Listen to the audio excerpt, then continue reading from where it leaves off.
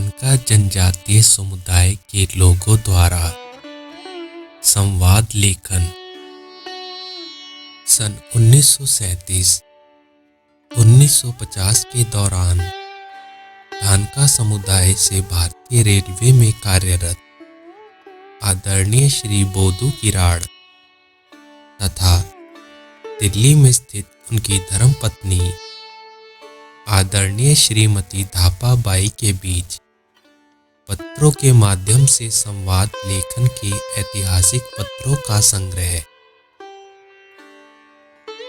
यह ऐतिहासिक पत्रों का संग्रह धानका समाज के लोगों द्वारा शब्दों के चयन, समाज के व्यक्तित्व और शिष्टता का प्रतीक है।